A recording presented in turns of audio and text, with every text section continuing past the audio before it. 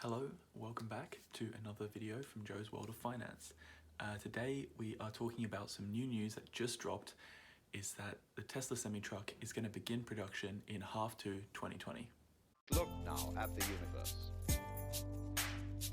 The tree.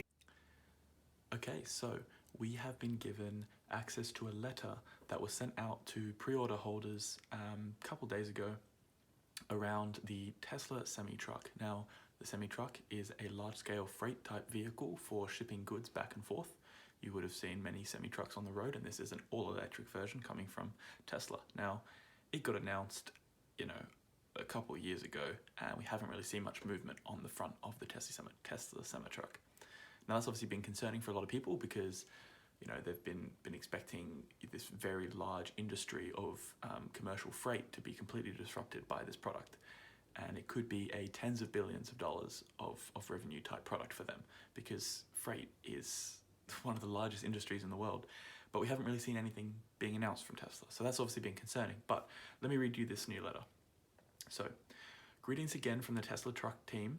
We recently wrapped up a great year in which we achieved record production and deliveries, GAAP profitability, completed Gigafactory Shanghai ahead of schedule, launched new solar and energy products, which will be the tiles, and confirmed that we are on track to produce limited volumes of the Tesla Semi in the first half of 2020.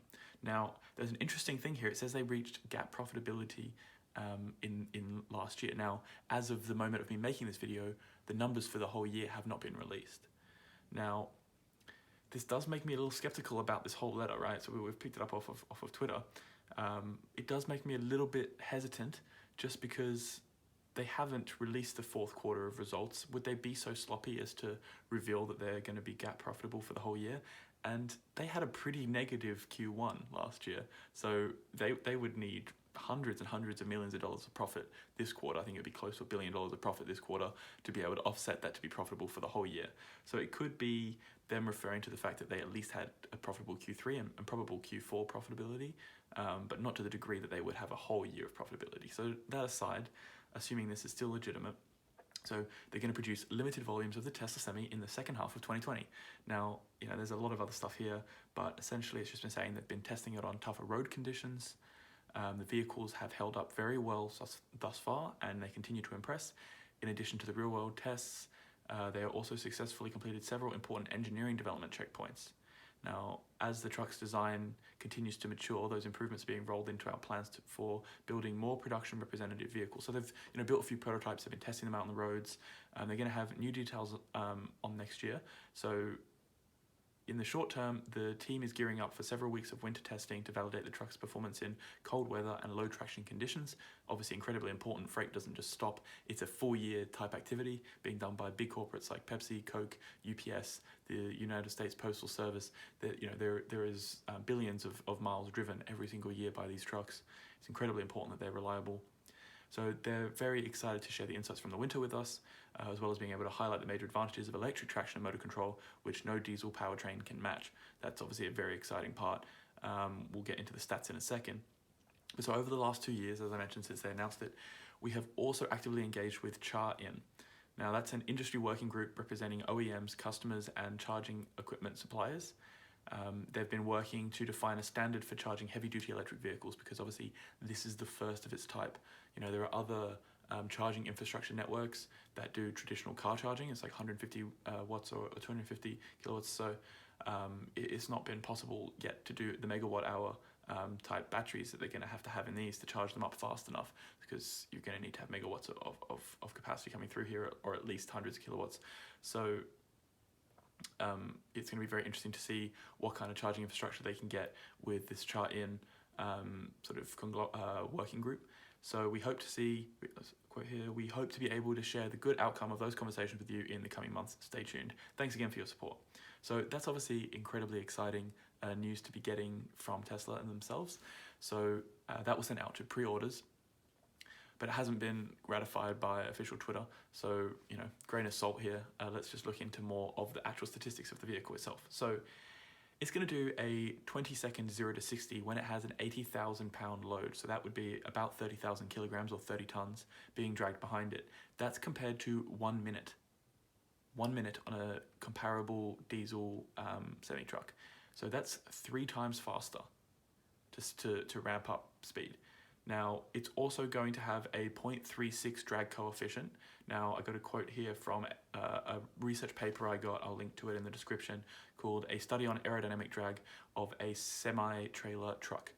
Now, that said that the drag coefficient values of a semi-trailer truck ranges from 0.5 to 0.9 depending on the aerodynamic design of the truck. So we're talking about something here that's almost double, or is double the average. Like is half the size, half the drag coefficient of a normal semi-truck. Now that's going to translate to twice, the efficiency. So this is a $150,000 vehicle that will have a 300-mile range. There will also be a $180,000 version that will be 500 miles in range. Now it's also estimated that it actually will take 2 years to pay itself back because it provides $200,000 in fuel savings because of the running costs. Now that is ridiculous, and that is not even taking into account the additional efficiency of being able to drive at higher speed more quickly. It's going to be able to eventually with autopilot potentially save energy, or even not even have a driver, be able to drive through the night. There's a whole lot of other Tesla type advantages that really aren't being priced into that. But so in the Q1 2018 Tesla earnings call, so 2 years ago almost, Musk said that there would be about 2,000 pre-orders. There were 200,000 pre-orders of the Semi. Now, in the worst case that there have been no further pre-orders since then, that would still be at $160,000 average selling price, assuming that they're skewing towards the cheaper version, which I feel actually would be incorrect based on the Cybertruck interest was skewed more towards the upper end just because of the cost efficiency. If they're a company buying this for running and getting the best value out of it, they would be buying $180,000 because for extra $30,000 you can get 66% more range. That's a no-brainer. So at 160K ASP, that would be $320 million in revenue. Now, there is not a chance that number hasn't increased in the last 2 years, so we could expect to see more money there. Pretty much, if we want to see this kind of range, we're going to need a 1 megawatt hour battery capacity to do that range. Now, that would be 10 to 12 batteries in the current battery pack size. They've got the 85 and the 100. I think we're probably going to see this, like I've mentioned a few times now, that in February they're going to be announcing some new generation batteries that are perhaps far more dense and allow for a much greater battery capacity at the same size, so that we don't have to be stacking 10 of these batteries, because when you have to carry more batteries, that's more weight. And the more weight that you have to drag with the electric vehicle, they don't tow very well. They get high torque, but they're not able to sustain that. It's going to mean that it would actually decrease the range. So you're adding these batteries, but then part of that is then decreased because you're having to carry the extra weight of the battery, which is just sad. So we would want to see that the batteries become denser, so you can put fewer of them. The lighter the vehicle, the further it can go more efficiently, which is one of the main advantages Tesla has over the competitors, where even if they can get the same range, they're using a much heavier, much larger battery pack. So if Tesla can get the battery pack density way better, we could see less of these battery packs in the Semi. But the most exciting part is that we might see limited production as soon as the end of this year. So that's incredibly exciting for Tesla in terms of its 2020 financials. We can start to see this sort of mystery piece that a lot of people have been saying, hey, where's the semi-truck? You've talked about it for years. Where is it? So that'll be really exciting. They've already got plenty of pre-orders. And if you've enjoyed this video, make sure to like, comment, and subscribe to the channel. And I have a new video every week.